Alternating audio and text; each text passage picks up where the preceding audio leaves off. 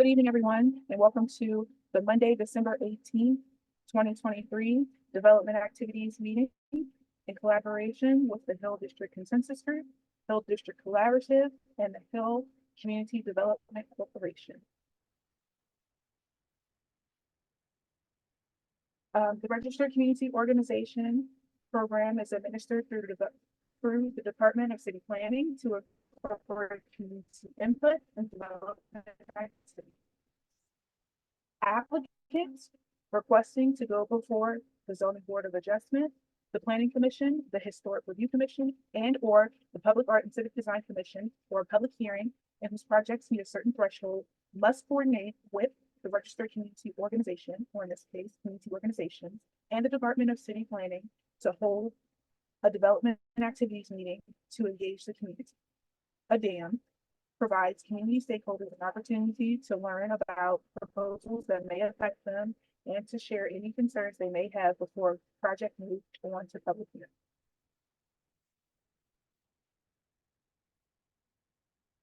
Reporting to those boards and commissions. Pardon me. Myself as your neighborhood planner or designee, which is Adriana Bowman, takes notes on the meeting and completes a report, including a brief summary of the project as it is presented, the permission sought that prompted the need for the dam, the questions asked by attendees, and the answers they received. This report is provided to the relevant board or commission prior to the hearing on the project so they can understand the nature of the meeting and the project that was discussed. The dam report is neutral and makes no conclusions. If you have strong feelings about the project, you should still consider attending the board or commission meeting and testify. How to participate. Presenters. Please clearly describe the slides being presented in order to assist those participating via audio to follow along with the presentation. If the host needs to change your status in the meeting, there may be a pause or reconnection circle. Do not restart Zoom, let it finish. There is only one presentation. This does not apply. This meeting is being recorded to allow any stakeholders who were not able to attend to watch the proceedings at a later time. On our agenda today is Block F2, Urban Open Space, project applicant, Dan McDowell, and the developer is the Pittsburgh Area Real Estate Redevelopment. There are multiple RCOs applicable to reviewing tonight's projects. When there are 2 or more RCOs convening a development activities meeting, the registered community organization guidelines denote that the Department of City Planning hosts the development activities meeting in coordination with those RCOs. Prior to the introduction and project presentation, we would like to offer each registered community organization a chance to speak about their work and about any engagement they've had, on the project. First, we have the Hill District Consensus.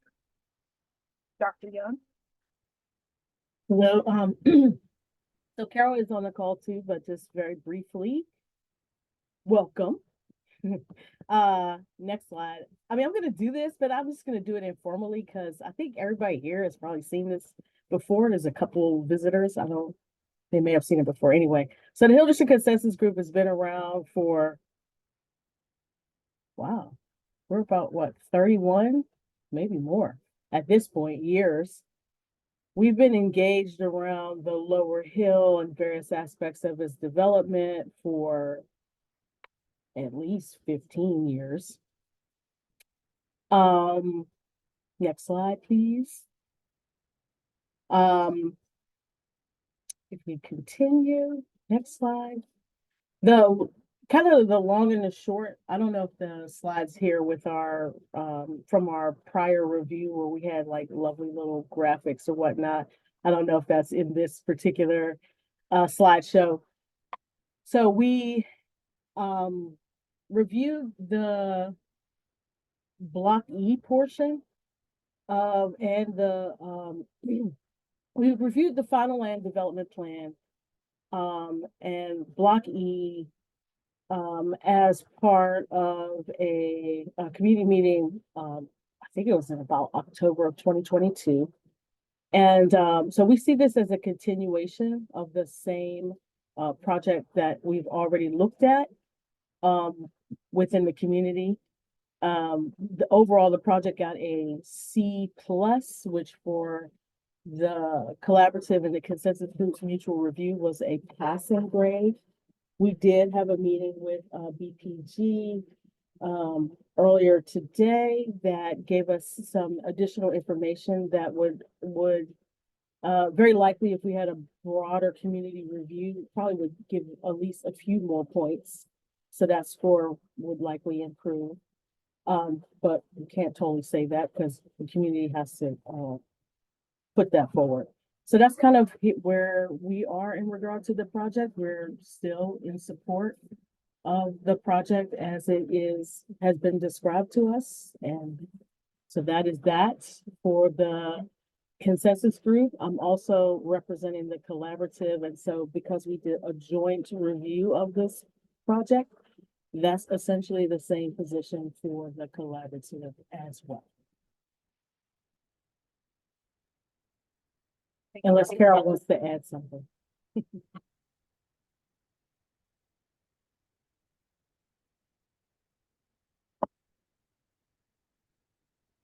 So I'm done.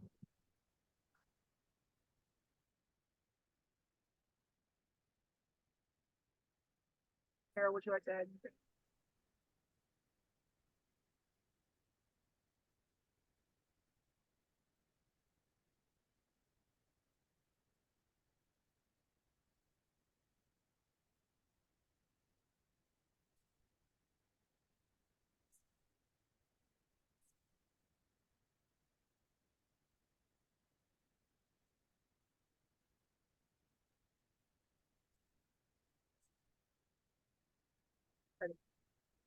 Yeah, you can just keep going forward if you just so that people for eye candy, for lack of a better reason. There we go. All right, I will now pass this over to Dylan Brown from the Hill CDC. Thank you, Jose. Hi, everyone. My name is Dylan Brown. I am a Planning and Policy Associate at the Hill CDC. The Hill CDC is a place-based organization that focuses our work on the revitalization of the greater and historic Hill District. Our motto is where cultural legacy meets future innovation, and we are celebrating over 35 years of operation. On the next slide, you'll see that our focus is on our mission first is to promote and implement strategies, programs to connect our three pillars of people, place, and policy to drive compelling community development for the Greater Hill District. So like I said, on the next slide, our three focus areas are on people, place, and policy. And I'll go into more detail on the next slide about those three pillars. Real estate is our focus on place. We have a commercial core development team that's working on Center Avenue, trying to bring businesses back and redevelop vacant and unused properties. And we also have a home ownership program that prepares people to purchase and rehabilitate homes throughout the Hill District. Our economic development programs focus on the people of the Hill District, where we offer business and entrepreneurship mentorship. We also, like I said, prepare people to become first-time homeowners. And we also have a very vast arts and cultural programming. Like this past Saturday, we had a pre-Kwanzaa event that was really well attended and was at our Nafasi On Center Art Gallery. And the last pillar is policy and planning, which is where most of my work focuses on, and that's on the promotion of equitable development and facilitating neighborhood planning. So things like the Greater Hill District Master Plan, the Center Avenue Reactivation Plan, those are things that I focus my work on. And Marimba, our president and CEO, loves to say that this is the area that gets us into trouble, but it's good trouble. So on the next slide, you'll see that the policy and planning program that I am responsible for is the Development Review Panel. This is an 8-member organization, or an organization with 8-member orgs that makes a 10-person panel. There are multiple people that participate in this process, and it is a two-step process. The first is a focused review by the committee of these organizations you see on the screen, and that's followed by community scoring. And we love to say that this is the unified community review process because it involves a panel of residents and then individual resident scoring to create a broad consensus around community input. On the next slide, I go into a little more detail about the two steps. Before that, I just cover a little bit more of a background. This was, the DRP is almost a decade old. It was designed and adopted by Hill CDC after negotiations with community partners, stakeholders, and elected officials. And so here we are. It's reviewed over 50 projects, and as of today, there are, oh, don't worry, Osei, it's okay. As of today, there are 8 organizations, like I said, that are a part of the DRP.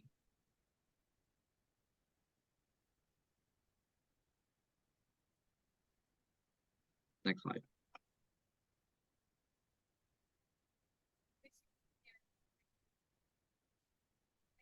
For anyone who's interested in learning more about the DRP, if you could just go back really quick, I'm sorry.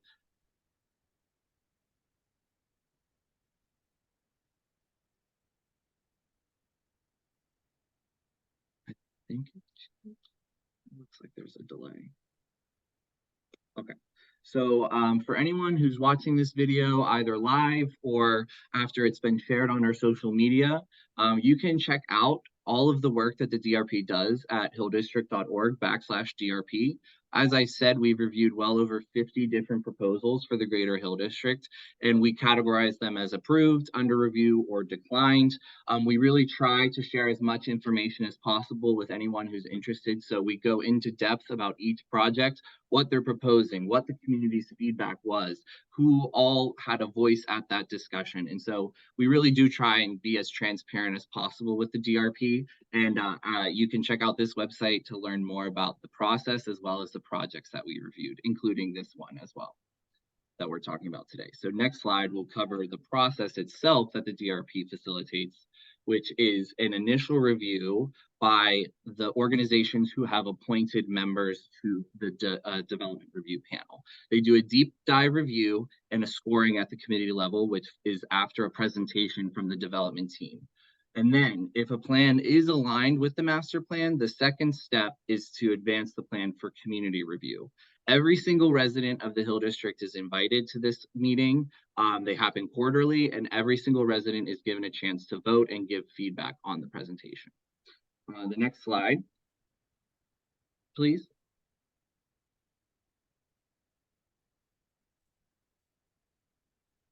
So, a letter of support is only given to a project if its cumulative score is 80% or higher. And what that means is there's the DRP panel, which is full of appointments from those organizations that I've mentioned. They give a score first. If it's 80% or higher, it goes to the community, because we don't want to have presentations go before the community that aren't in significant alignment with the Greater Hill District Master Plan. And so if it's not an 80% score, they come back to the DRP and work out the differences and the concerns that the DRP has addressed with the developers in their communications. So if the score is 80% or higher, then it goes to the community for review. This is to help the plan get as in alignment as possible with the Greater Hill District Master Plan. And concerning today's presentation, it also takes into consideration the CSIP, which is applicable to developments that happen in the lower hill. And so if a developer chooses to abandon or disengage from this process, then a letter of support is drafted, a letter of non-support, I should be clear, is drafted and sent on behalf of the DRP to the appropriate agencies that will be reviewing this plan. So like I said, the cumulative score is the combination of the panel score as well as the community score. And we've had every single kind of combination you can imagine happen, as we've been in existence for almost a decade and we reviewed well over 50 projects. We do believe that this is a really successful process, and we're really proud of the work that we've been able to achieve at the DRP. The next slide, please. I think it covers the overview. Okay, this is actually the slide that covers the engagement that we've had with the presentation that will be following today's meeting. So for the Lower Hill Block F2, the official status for this project is that it is still under review by the DRP. The first presentation from the developers came on October 4th. Unfortunately, that plan did not receive a passing score based on its alignment with the Greater Hill District Master Plan as well as the CSIP. So some of the concerns that was shared with the developers were that there was a question around public transportation access to the site, as well as if they'd considered alternative mobility options like a pogo station. There were safety and access concerns to privately owned green space. That was a huge point of concern for the DRP, and it stems from a lack of community member representation on the Lower Hill District Conservancy Board of Directors. We were also at the DRP, we were also concerned about the plan to hire 1 in 3 persons from the Hill District for both the construction and operation of the site after its completion. The First Source Center, we learned, is operating virtually at this time, and so the DRP would hope that they would explore ways to collaborate more with Hill District-based organizations like the ones on the DRP, as well as others that we work closely with. And the final concern for the DRP was a lack of community input onto the open spaces overall narrative. The developers will present that it is a open space that stretches from the Frankie Pace Park all the way up to Crawford Avenue. And there were lots of concerns about the ownership of that narrative being solely with the developers. And so we're hoping that the development team would consider opening up that process to the wider community so that it builds upon the African American cultural legacy, which is a pillar of the Greater Hill District Master Plan. Next slide, please. And so, like I said, I think this is just a repeat of the same slide before. So, like I said, yeah. So after they met with the Hill CDC on November 30th, the team did re-present to the DRP on December 6th. That presentation is still being reviewed by the development review panel, and it is being scored. And as we always do, we try to be as fast as possible with these results, so they'll be shared with the development team as soon as possible. If this plan receives a passing score of 80% or higher, like I said earlier, then they will present to the Hill District community for the community score portion of the DRP score. And for those watching, that would occur at our Q1 community meeting, which is scheduled to occur on February 29th, 2024. Next slide, please. And so, as I said, every member of the Hill District will be able to attend, and we hope to see a high turnout of residents. If the cumulative score from both ends of this process is over 80%, then they will receive a letter of support. And as an RCO, the Hill CDC only endorses projects that have completed the Hill District DRP panel process. And as I said earlier, it requires a score of 80% or higher. And so, as I said also earlier, you can check out projects that have completed the entire process, gone through multiple committee reviews and community reviews as well. You can look at all of those projects at hilldistrict.org/DRP. And my final slide for the night, sorry it took a little longer, was that we encourage anyone watching to be social with the Hill CDC or on all of the platforms that are here on this slide, or you can join on to our weekend roundup where we share all kinds of development news and other policy news related to the Hill District. And we have over 2,500 residents and stakeholders that tune in every single week to hear what we have to say. And we're also always on LinkedIn. We're very active on that network just to spread the word as much as possible. So we encourage anyone watching to join us there. Thank you. Thank you, Dylan.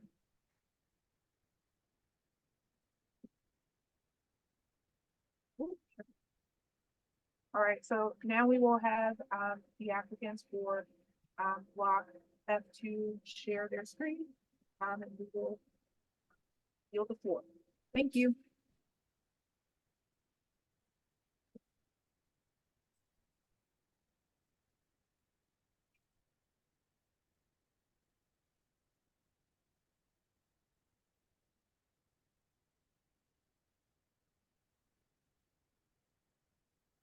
Good evening. Can everyone hear me? Yes. Thank you, Jose. Thank you, Dr. Lang and Dr. Bonnie Young, and Dylan. Thank you very much. My name is Bomani House. I'm the Vice President of Development for the Puccini Polling Group. And I want to thank you all for the opportunity to share updates on another critical portion of the Lower Hill Open Park space. This design program calls for 1.27 acres of land to be developed in 2 phases. We're specifically speaking of F2.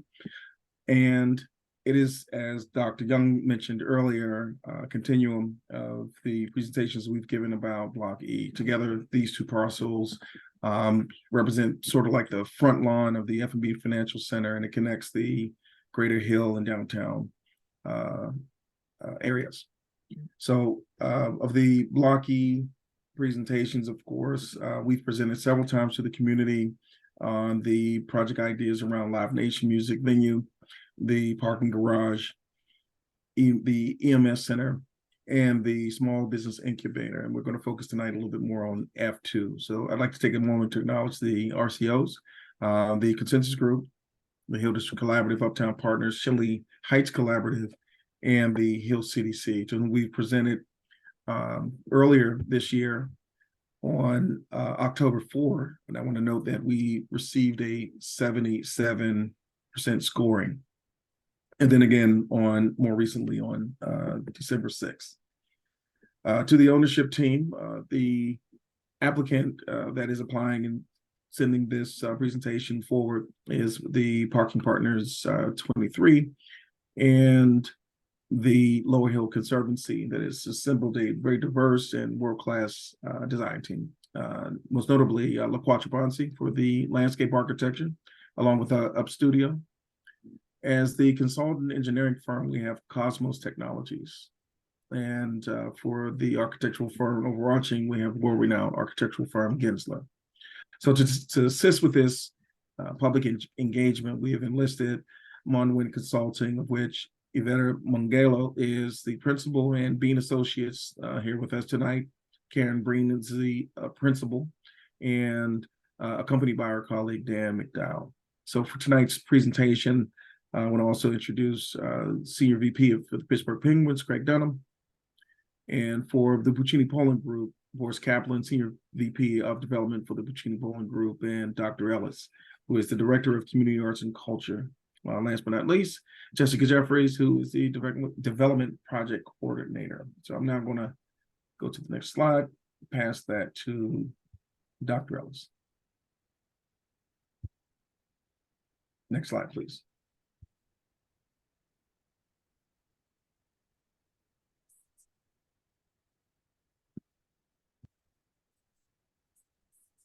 Next slide, please.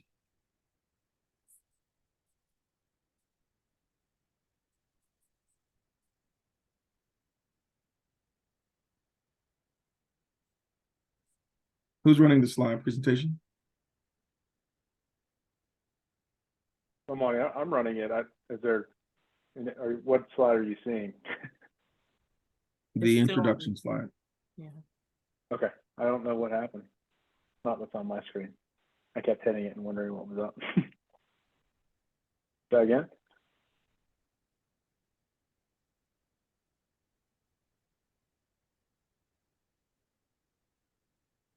Okay, Dr. Ellis. Okay. Thank you so much, Bomani. So as Bonnie actually mentioned earlier, this is not a new project. We have presented F2 for quite some time. And part of that reason is because F2 is basically the second part of the urban open space.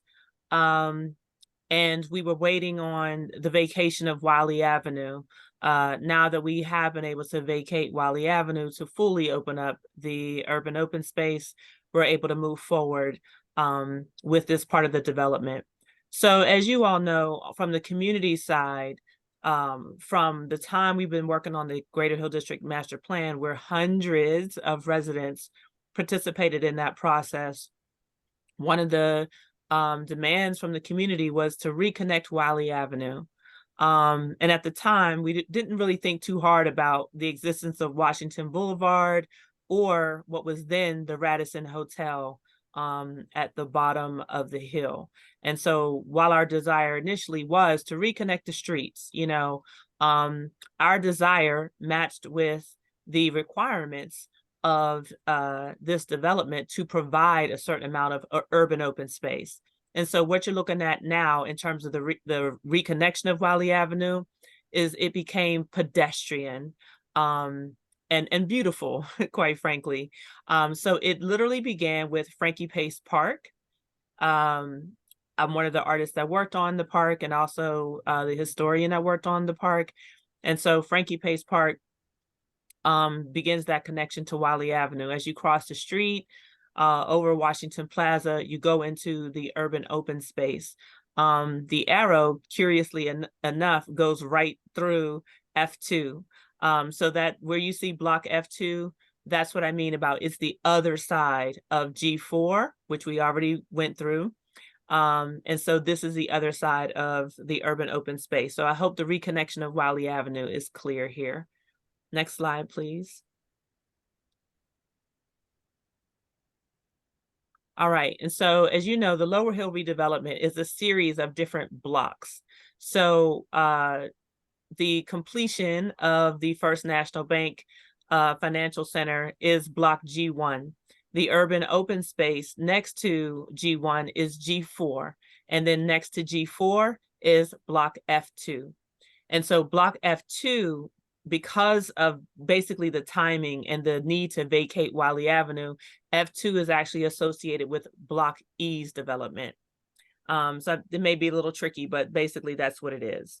But it's the same thing. It is one to carry over across the street the beauty and the development of Frankie Pace Park into the urban open space and also add some innovation to that open space. And so we have a full artist program. It definitely reflects the cultural legacy of the Hill District. And I'll talk about those things in a minute. Okay, next slide.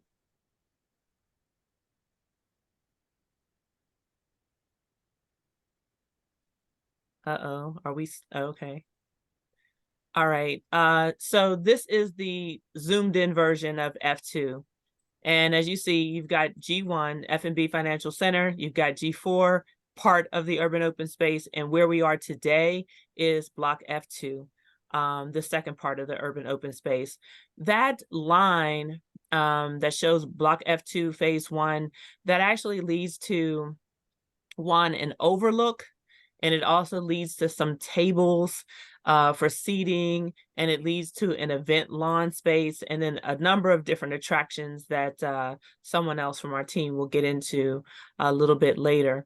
But in terms of the tabletops, for example, we have artists such as Charlotte and Mabutu who have worked on the artist tables. They're both members of Arts in HD, so it's been great to engage that group. We also have Brandon Jennings doing work. So all of these things are really important, and we like having a full artist program. In terms of the event lawn space, there's going to be a number of different site activations. You might see people doing yoga on the lawn. You might see people just sitting on the lawn. You'll see people, playing jazz near the overlook. There's going to be a variety of different activities, but you can't get into the activation until you actually build the urban open space. Next slide.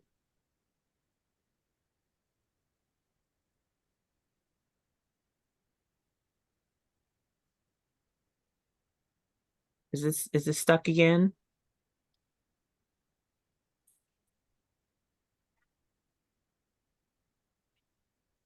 Ryan.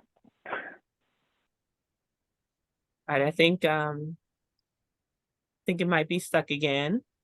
So while Dan reboots, I'll just talk about this because I know the project. So Block E is literally surrounded by a number of different areas of cultural legacy, identifying the Hill District. Block E consists of a parking garage, and also as a part of that parking garage is the emergency medical, I may have messed it up, it's the EMT center. All right. And so that's for the city and for the neighborhood, you know, and by neighborhood, I mean literally the greater Hill District community and downtown. The EMT Center is slated to be named after Freedom House, who created the first ambulance service. And we think it's really an honor to name it after Freedom Corner. There's a very large mural at the corner of Fullerton and Wiley, showcasing Live Nation and showcasing the jazz greats that we've all learned about on Fullerton Street in particular. And this is the slide that I'm supposed to be speaking to, so we're right on track. To the right, you have Freedom Corner. You know, it's there to, you know, to the right corner, and then right across the street, St. Benedict the Moor Church. You've got Crawford Square next, and then on the upper left side, you have the August Wilson House, and then coming down the hill, you have the Energy Innovation Center. F2 is also made up of the part of the actual historic footprint of Bethel AME Church. And so Bethel has the leeway to put something on the site at F2, but that literally does mark the spot of that historical legacy. And as many of you all know, that is public now, Bethel AME Church is developing Block C. And so when it comes to the cultural legacy, we're definitely not lacking in any regard. And I want to talk a bit about some of the benefits as well.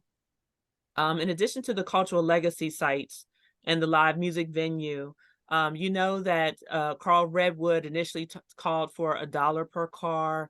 That turned into $2 per ticket.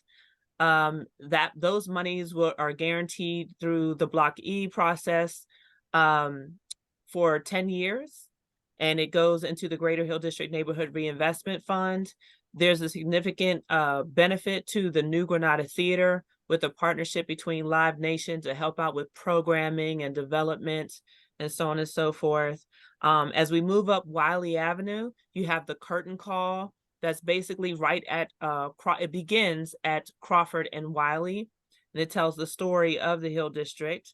And as I said, connecting all the other different cultural legacy options. So there's a lot to F2, which is still a part of the general urban open space. And so now I will hand it over to Dan to tell us more. Dan? Great. Thank you, Dr. Ellis. I hope everyone can hear me. I apologize for the delay in the screen share. Not really sure what went on, so I'm hooked up to a different Wi-Fi here. Yeah, thinking about the project and the description of that, I think Dr. Ellis did explain a lot of the text that's in there. I think one thing that's really important to sort of put out there is this is an extension of the G4 block. It's also the redevelopment plan for Block E. So, you know, this space and the dedication of the F2 block happened during the E block design. Really thinking about the overall design, how do we connect this space? How do we make it just that really unique and sort of world-class design that happens in a lot of upper-class communities or really great communities? And I think the Hill District has never had this amenity. We're really trying to add to that, to create that space to allow the Hill to embrace it. I think it has a lot of the cultural legacy tie-ins of the Hill, and as Dr. Ellis did talk about that, really thinking about active and passive recreation within the space. How does that happen? How does it work? Really thinking about the elevation change and ADA accessibility. That's a really big driver in this design. There is a lot of hardscape. A lot of it we're not happy to have, but when you think about 37 feet of elevation change across a block, it's really hard to make that work and make it accessible. One thing that we really strive to do is universal accessibility within that space. So we don't want handrails on ramps to really start to separate and cut down the views that happen within this. I think the views, thinking about, you know, the overlooks that Dr. Ellis talked about is, you know, the views into the city, looking at Frankie Pace Park from above, but I think keeping this open space there is really allowing the views to sort of turn and focus on the Hill District and the sort of green corridor that happens along Wiley Avenue. So thinking about it, overall area, if we include the G block, we have nearly 2 acres of open space. So I think there's a lot of opportunity for activation in many different ways. So just thinking about the connection and grabbing, the cohesive urban open space system is one that we really want to think about. As Bomani mentioned, our design team has actually been working together on multiple projects. We brought Lisa Dugan from Up Studio into our project. They were the lead landscape architect for the G block. So we worked hand in hand in the schematic design to ensure that each of these two projects can connect immediately at the right-of-way line. So there's no distinguishing differences within this space to really separate them from one another. So when you think about the 2-acre open space, it is one large park adjacent to a 3-acre park in Frankie Pace Park. The outdoor dining, gatherings, small and large events, and the community functions are really important. Thinking about the site activation and programming, those elements will happen in the future. As this submission, what we are focusing on is really the urban open space itself. But thinking about restaurants and retail space to really start to activate it in a different way, really flexible when it comes to the use areas. And then, the historical context that we talked about, that there is the Lower Hill Plan Development District, really trying to integrate the Hill District in the cultural legacy that stands there. And from a sustainability standpoint, really thinking about the sort of native landscape, really trying to think about the heat island effect. And we've worked with Up Studios on the pavement selection through that whole design process to ensure that we can meet those standards. And really thinking about the stormwater impact. What was once the Civic Arena site, as well as parking lots now, there's a ton of impervious area and stormwater is not managed well. So we're thinking about ways to do that in a better way. So when you think about sort of this mid-terrace area, it's a really thought of green infrastructure in a way to really incorporate that into the site design. So thinking about it from a standpoint, I know people are pretty familiar with it. We don't have views of the F2 block. There was really a soil stockpile in the construction fence, so we weren't able to get those photos. But really thinking about this sort of standing right at the intersection of Logan and Wiley. Image one is looking up Logan or up Wiley towards the hill.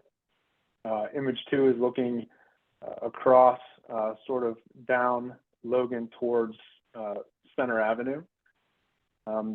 Image three is looking along Logan back up towards the E block. Image four is looking across Logan towards the FNB building. And then image five is really sort of looking at kind of what would be the future F1 block. Thinking about the urban open space master plan and how phases 1 and 2 of the F2 block fit in, what I think is really important to see is just that overall green connection along Wiley Avenue. Really thinking about sort of anchoring this whole block with a central green space within it, really creating that activation as we work through. Again, sort of back to the elements within the site design, thinking about the phasing. Obviously the F1 block, F2 phase 1 block is really connected to the Wiley or to the E block. So thinking about activating that space along with the F&B building being built, the E block coming to life, thinking about the informal amphitheater sort of activating in that way, you get the accessible connection from the mid block of the G4. So one of the entrances to the F&B building, how that connects up to Logan Street to allow that space to be accessible. And then really thinking about the terrace gardens and really greening the middle of that space. As we move down further to the phase 2 area, it's really the extension of the event lawn from the G4 block, thinking about a kind of stage space or a sort of retreat in a shaded pavilion area that, not only it focuses on the event lawn, but also the amphitheater seating that could come down to that. So it could be a really nice performance space. Again, now thinking about the elevation change and the accessible walkways down to Washington Place. And then the terrace gardens, again, really connecting elements of the design from the G4 block into the F2 block. So this is an enlarged view, really looking at, everything that was described via text on the last slide, is looking at specific call outs and where those are currently in the design. Just thinking about all of this elevation change, how we tuck gardens in and really try and liven it from a green space perspective. When I talk about the elevation change, you can see the dashed line below in these cross sections. Existing grade is pretty consistent, but really try to think about those connections and how we get that together. This is really solely the what would be the F2 phase 1 area. And then really thinking about the full connection from Logan all the way down to Washington Place. So you can see there is a tremendous amount of elevation change, really trying to create these separate terraces that give people resting spots, but also active spaces. And then looking overall the entire site, really thinking about accessibility. When we designed Frankie Pace Park, there was a lot of elevation change within that. So what we're trying to do is make the Hill District accessible. And in that, there is a significant amount of elevation change from downtown to the Hill District. So really thinking about that connection. Universal accessibility is important, as I mentioned before, and you're just really trying to think about how do we make that work, as well as incorporate it into the design to make it a usable space and sort of accomplish both things at once. So really looking at that overall design and see the accessible route. It is a long way to go, but it is accessible, trying to really think about ways to let people pause and embrace the spaces as they go through there.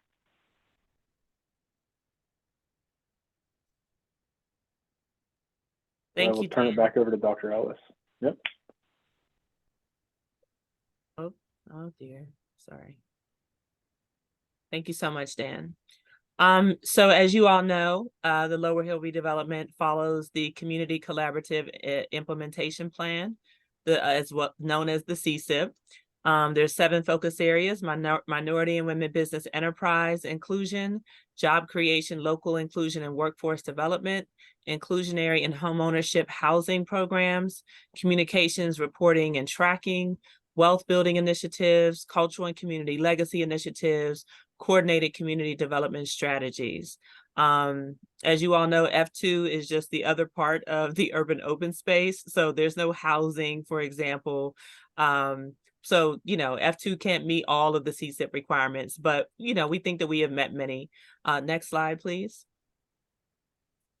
So in particular, CSIP goal number 6, the cultural and community legacy initiative, is really important, especially for urban open space, because so many people will be hanging out there, transferring there, going through. People right now, they walk through Frankie Pace Park and then end up walking up Center Avenue to go home, or, they come down the hill and go through Frankie Pace Park to get to work. So it's already happening, and it's going to definitely increase once everything has been built and implemented. So as you know, the project, we've already talked about the ways that it honors the legacy of live performances, the huge jazz murals that will be on the side of Live Nation. We talked about the historic location of Bethel AME Church and how they're going to establish an informational kiosk or something along those lines in the F2 open space.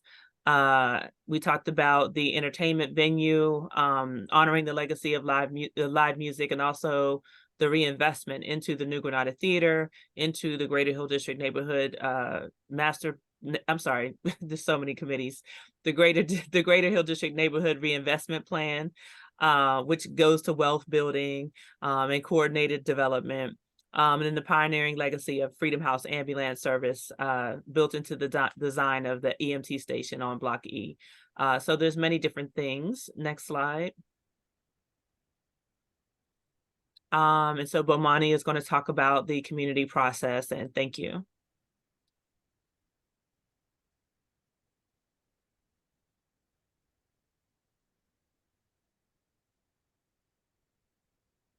So one of the most important values that we have, and making sure that all of these plans are put forward, is cultivating relationships, with our registered community organizations. And we pretty much have a solid relationship, a working relationship, to make sure that our projects are connected. And so this picture here just represents some of the meetings that we've been holding throughout the year. We make sure that we have quarterly meetings and updates provided. We have a newsletter that goes out, monthly reporting to the Executive Management Committee, et cetera, et cetera. We really drive home the importance of making sure we're connected to our community groups. And so we've done that. We've presented to the Planning Commission previously, the URA, SEA, and as I said earlier on the call, to the DRP of the Hill CDC. So in the future, going forward, next steps, we want to make sure we continue to engage all of those groups. And we have a robust 2024 program coming forward. So we have an anticipated milestone for city planning, the public hearing in January of 2024.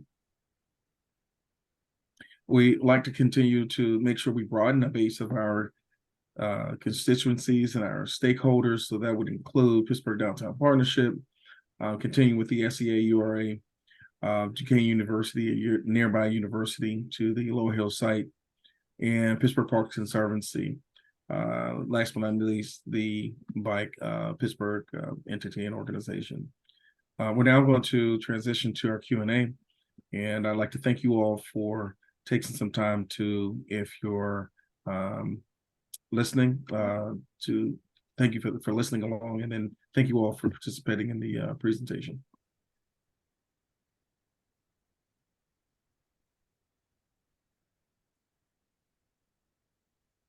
We'd like to field any questions if you have them at this time. Have Carol? Bonnie. Sorry, I just want to thank you for including the Freedom House paramedics. I think I heard that right, correct? Yes. Okay, thank you, because the gentleman that came to the meeting that day with me really was very intentional, and I'm gonna let him know that it's, you know, on your in your plans. Thank you. And thank you. I believe next we have Randall and then Bill. I think Dylan might have been before I was. Okay, apologies for that, Dylan. No concern. I did have a question about the lighting of the space. I'm sure that it's something you've taken into consideration designing this open space, but is that could you maybe speak to that a little bit? And then my follow-up question to that would be, in light, for lack of better words, of that question, is the site going to be accessible to the public at all hours of the day, including the night when some people may be using the space to walk home from work? Yeah, okay, we can answer that in two ways. Craig?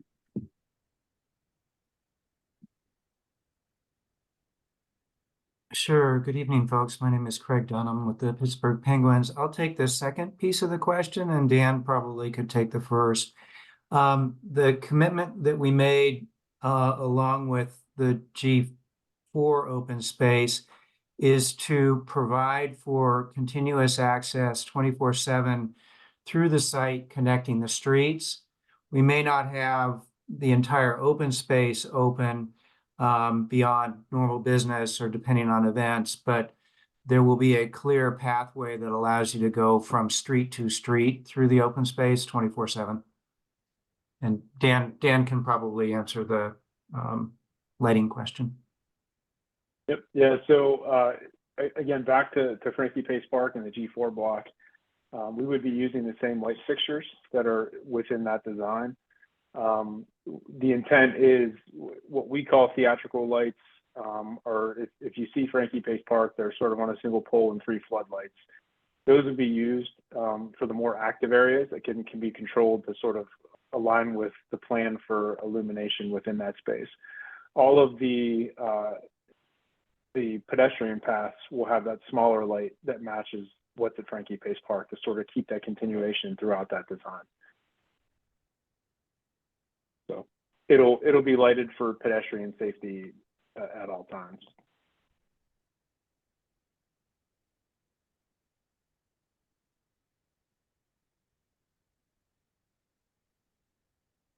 Any more questions? Yeah, but man, I just want to let you and the team aware again. If there's any major changes or changes that are made to things that we've already approved, I would just encourage that we're made aware of those in a timely fashion, so that we can have some comments or questions on anything. So far, I haven't seen anything that has deviated from what we've been made aware of since this process got started, at least that I'm aware of. So that was probably more comment than question. Okay, we most certainly will stay true to that commitment. Thank you, Randall.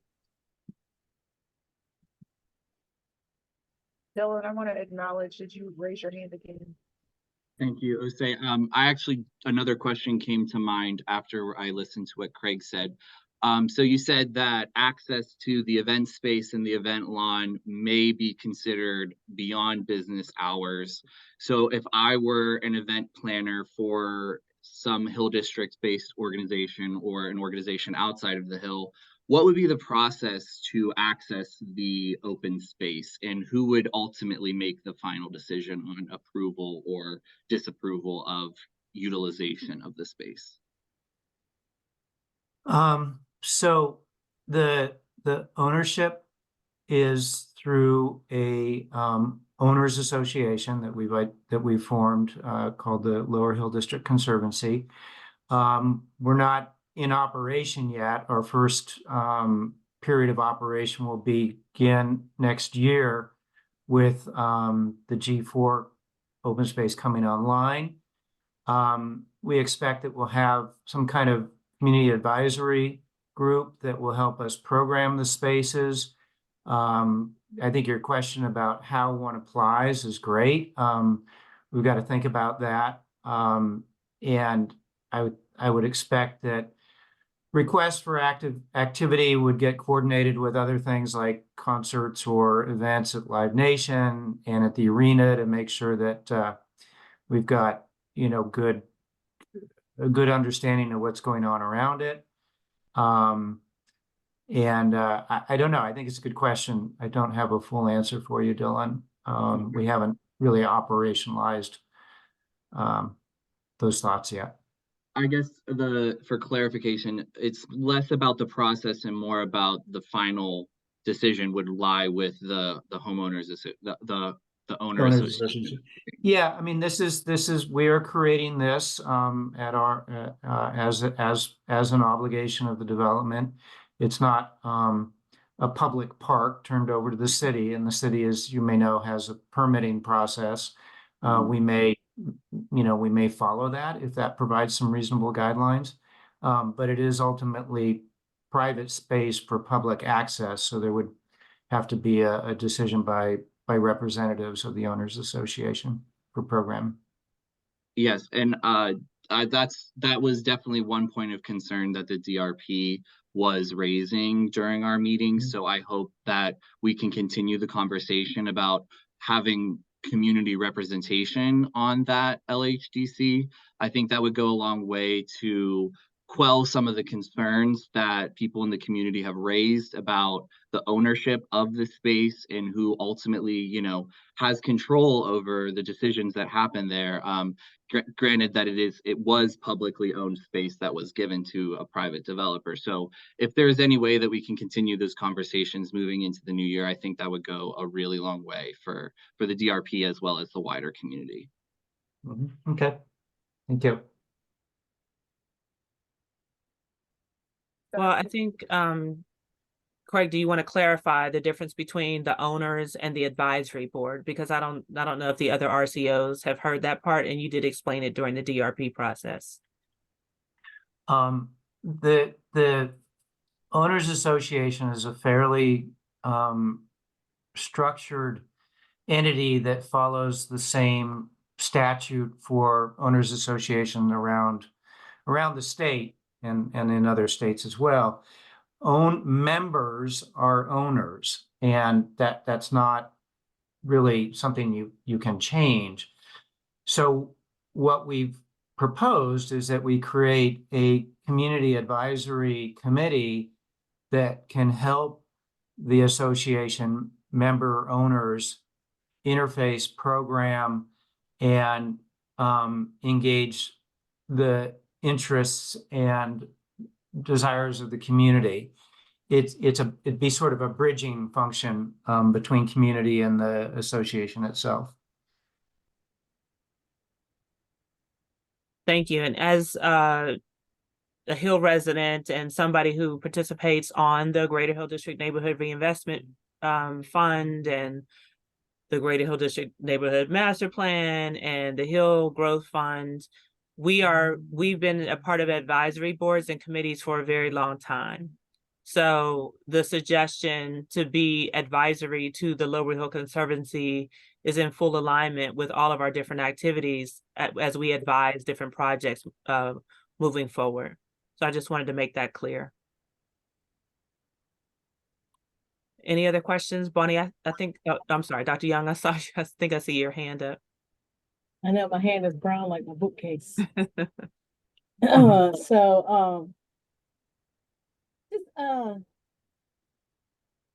One just creative part of me. And Bomani, you probably don't remember this. Many years ago, we talked about some of the placemaking stuff in Bronzeville, Chicago, the Bronzeville neighborhood, and they had like on their light fixtures, because they were known for jazz, like the Hill was, they had these nice icons on there.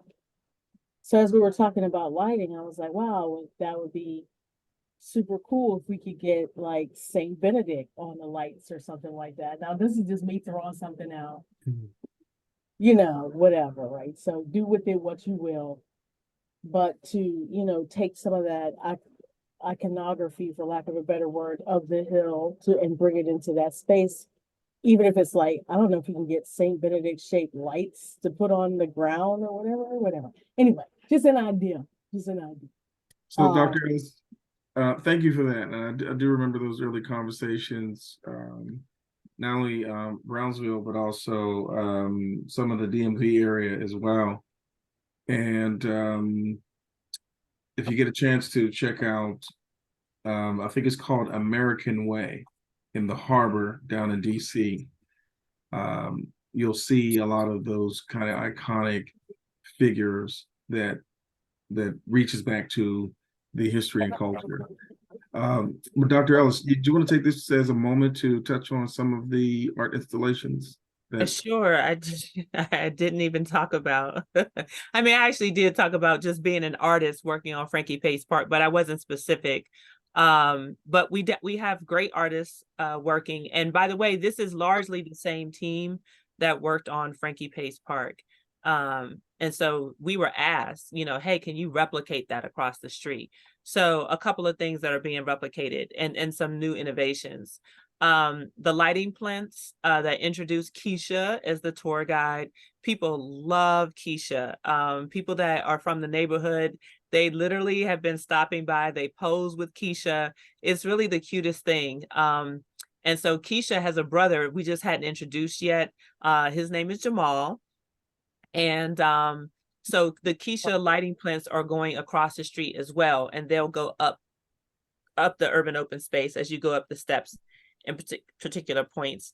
And then we also have another artist named Brian Peters, who went through the history records down at the City of Pittsburgh and found all the different types of patterns of like what people were wearing, as well as their wallpaper, and highlighted the patterns.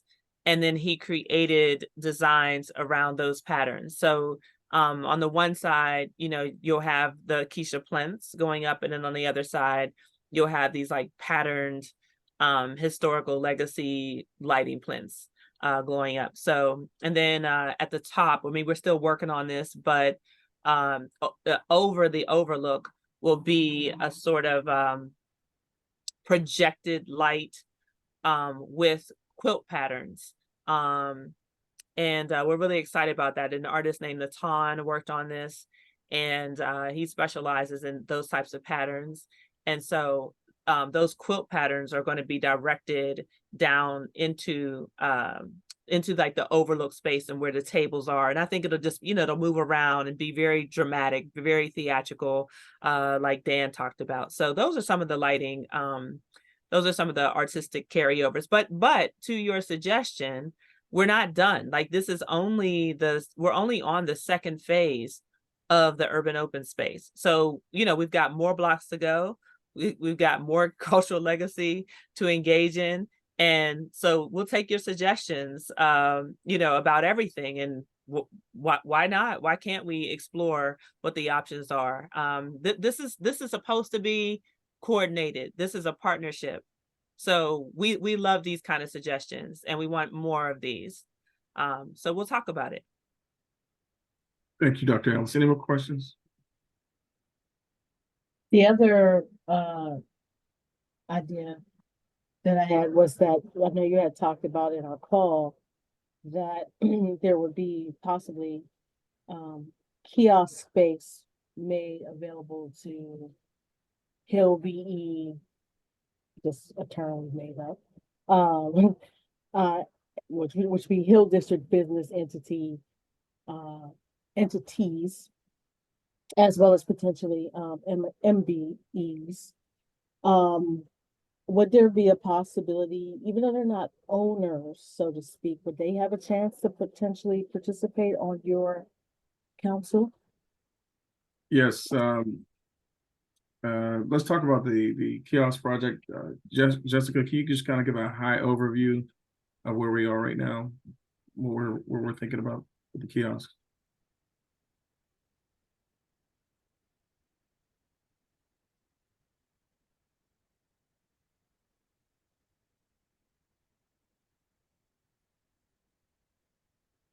Jessica? Yes, can you hear me? Yeah, we can hear you now. Okay. Right now we're actually just in the selection process of who we want to actually build the kiosk and do the design. So we're kind of coming together as a team to go through that process and level it out. We kind of have it narrowed down to somebody that we want to go with. But right now we're just in a selection process.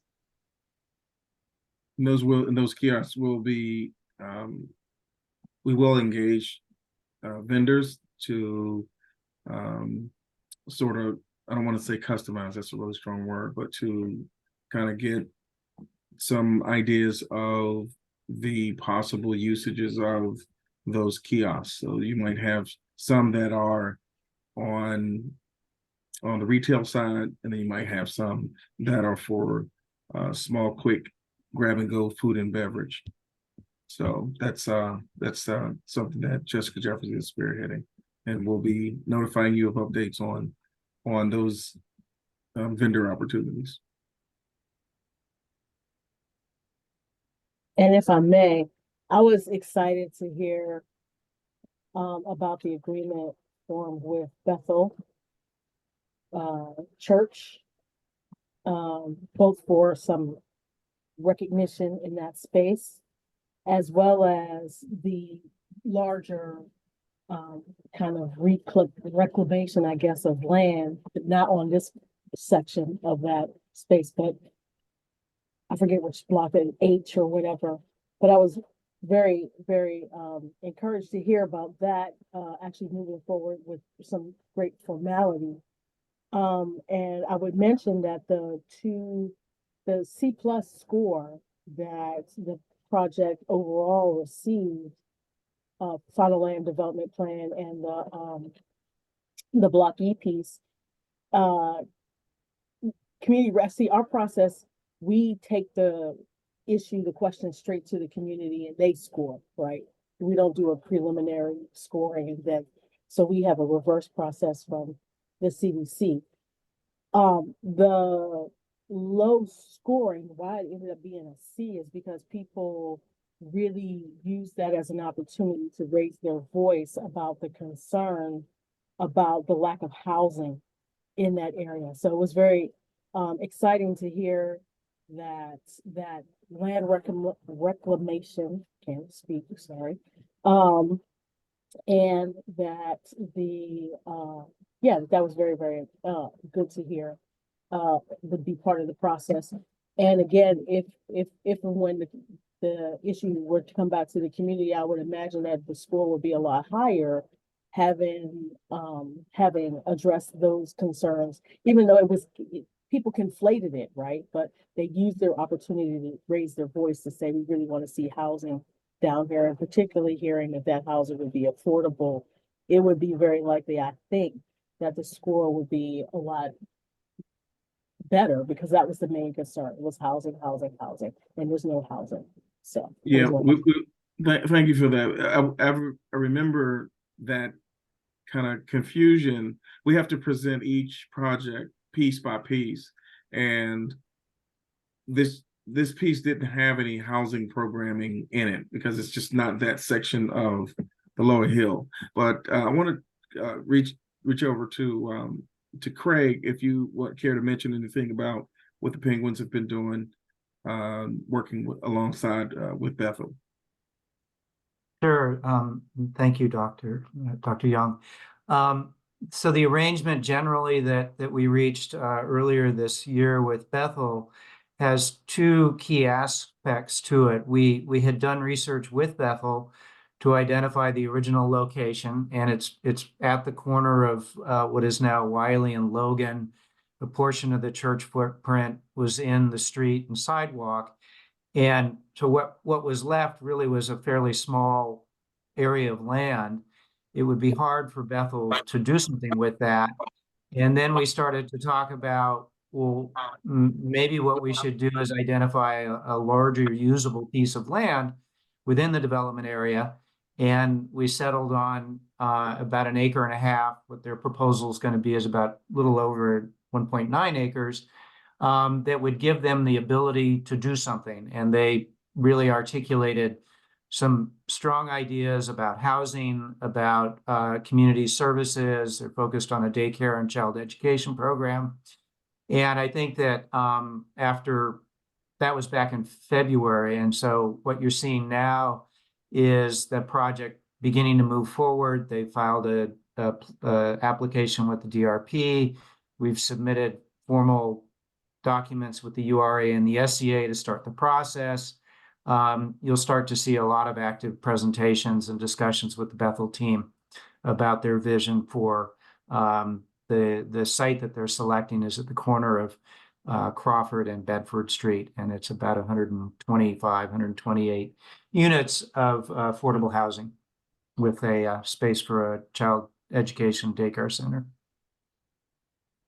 And then because of the significance of the original location, and we said, well, let's make sure as we plan this F2 open space project that we create space and place for Bethel to have the ability to tell their story. And it may be a story about the history. It may be a story about what their programming is doing in the church. It's really at their discretion to make use of it. We're going to make sure that we create the space for it to occur. And that's in the plans that we presented this evening. Thank you, Dr. Young, and thank you, Craig. Dylan has his hand raised. Yeah, I just wanted to follow up on something Dr. Young had asked. So if someone is leasing space in, say, the food hall in the block, I don't know if it's block G4 or F2 or any space along the lower hill, if they are leasing space, are they considered an owner and would have representation on the board of the LHDC?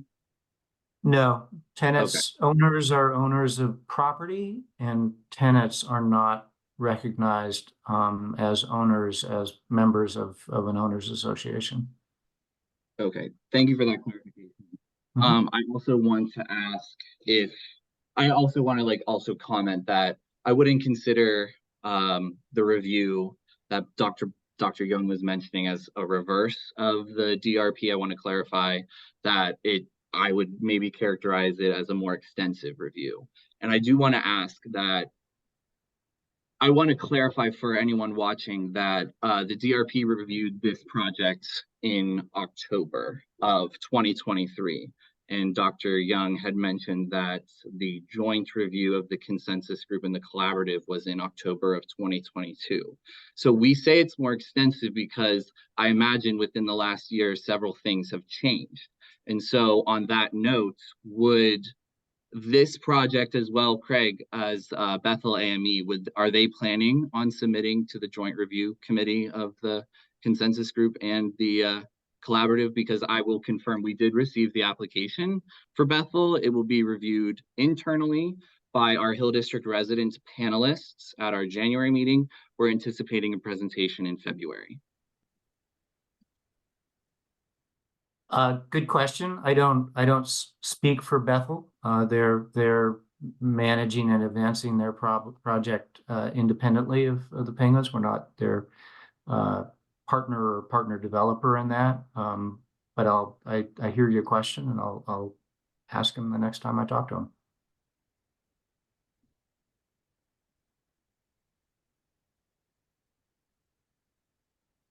And I guess I'd also ask Dr. Lang and Mr. Taylor, are you still considering individual projects? Is there a way that we can bring them to your attention and have an opportunity for review through either the collaborative or the consensus group?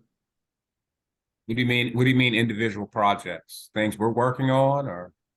No, if Bethel is now advancing a project, would it make sense to do a review, to have a review or presentations with committees or groups within the consensus group or the collaborative at the same time that they are doing the development review panel application? I don't see why it would be problematic. Our process is just different. And our scoring is based on what the community says before we weigh in at all. So I don't think there would necessarily be, I think we probably should keep those processes separate because they're just so different. But if there's a way to integrate them, I think that's your question, we could try to figure that out. Okay.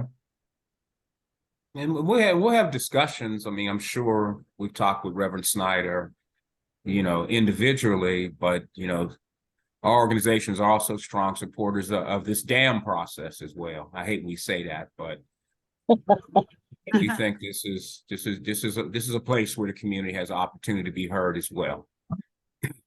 I had my hand up just because I wanted to say, as somebody who works on the RFP for the master plan, who worked on the CBA that gave the money to create the master plan, that I really feel like this is cause for celebration. I was around, Craig, when the Penguins and the consensus group were scratching each other's eyes out and going to court and whatnot. And I feel like this is it's really good stuff. It's a very and I say this also as an academic who writes about communities.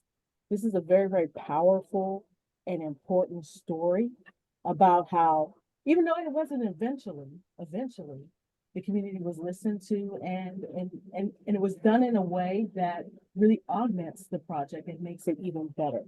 So I just feel very happy.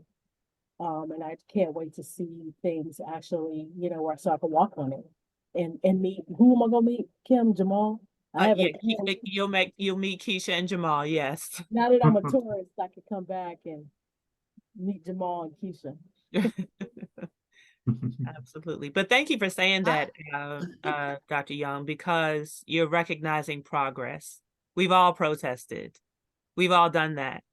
And there's nothing wrong with protest, but you can't stay protesting from the outside. At some point, you have to collaborate. At some point, if you want to move your community forward and live in a neighborhood that is more than half empty, you have to work with developers and development. And to that end, I wanted you and Randall, and perhaps Carol, can you explain given that the Hill Consensus Group, I saw Carl Redwood's signature during Dylan's presentation on the creation of the DRP. Carl Redwood obviously represents the Hill Consensus Group, and the Hill Consensus Group is no longer a part of the DRP. Can you talk about you all's exit and how your process is different, what you learned from the DRP that you're now doing differently? I can, but I think Carol's hand is raised. I was going to comment on something else. In particular, maybe it will answer why we departed the DRP. Sometimes it's really like so hard to just say that 1 or 2 meetings and we're going to just do that and settle on that. Because a lot of people are left out of the process, regardless of, you know, the social media and how hard you push to put it out there. And so I think really and truly what I was going to say about this whole process, you know, people need to be informed, and there's probably so many different groups in particular and people that are being left out of this process, you know, and I don't ever want to say, oh, well, they should have came to a meeting or they should have, but their voice matters. And that's all I really wanted to say.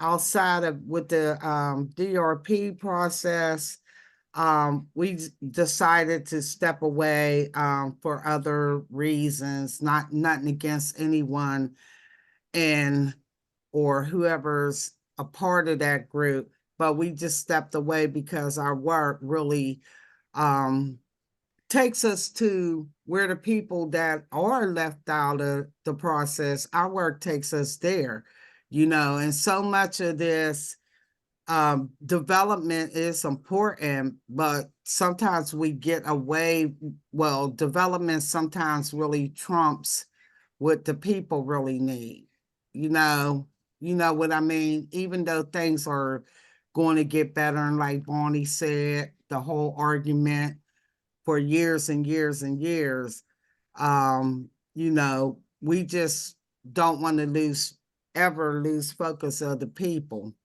So we decided to step away and just do things the way we do things and use our RCO as much as we can, because we really intentionally educate people about why this matters, with what's going to happen, you know, for their future, you know, even how URA and different projects, you know, the whole 279 cap and the highway that came and destroyed, because a lot of people, they don't understand.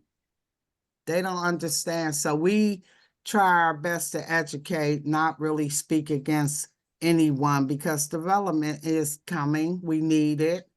That's for sure. But we can't just say, oh, well, we did this and 10 people from a group represented, and then you put it out there. You know, we have to be very intentional on how people's voices are heard.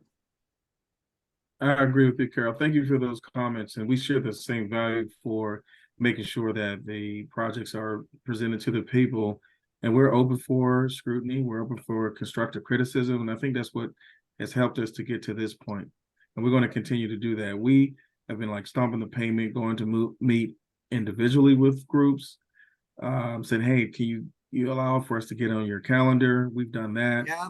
you know, and we've also, in addition to that, we've kept up with our communication obligations to the Executive Management Committee that's represented by Councilman Lavelle, who's at lead, the mayor's office, and other community groups. But we said we're not going to just stop there. We're going to make sure that we hit all the RCOs, and we're going to make sure that we communicate it in print and digitally. So you can go to www.lowerhillredevelopment.com for those details. We have a newsletter that Dr. Ellis issues We also have we also have quarterly meetings that we've had in person and virtually. And we're going to keep monthly reports. I can't forget about that, monthly and quarterly reports. So we've done a lot, and we're going to continue because we also share that value for making sure that our folks know exactly what's going on. Yeah. I put And the Dr. link Austin in the put it chat. Thank you. Yeah, I put the link in the chat to lowerhillredevelopment.com. And please let everybody know that you can sign up for the newsletter there. You can get literally any piece of information that you want. You can find the First Source Center there. Anything and everything. We've been largely an open book, and that's why I'm proud to work on the Lower Hill redevelopment team and with Bomani and the rest of the team here, but in particular with Bomani because we, have been Hill residents for so long. And also, we also leave updates and reports up at the not only the First Source Center for contractors to review upcoming plans, but also at the Carnegie Library for anyone's review. So we really have exhausted pretty much all efforts to make sure that we're letting the community know about what's going on. I want to close out here and thank everyone for all of your questions and your feedback, your comments. Dr. Young, I really appreciate the comments you left. You've been around for a long time. You have an expansive view from beginning to where we are now. So we'll stop here and thank you all for your participation and continued support. Happy holidays, everyone. Thank you. Have a Happy good holidays, Happy everyone. holidays. Yeah, thank you everyone for Thank joining you us all. this evening. Thank you, Jose. Thank you, Jose. Thank you, guys. Well, thank you. The recording will be available to all of the registered community organizations, and the report will be available on the development activities website. This is Thank the you. final development activities meeting for the Hill District, and you have a happy holiday. Good evening, everyone. Thank you. Bye, everybody.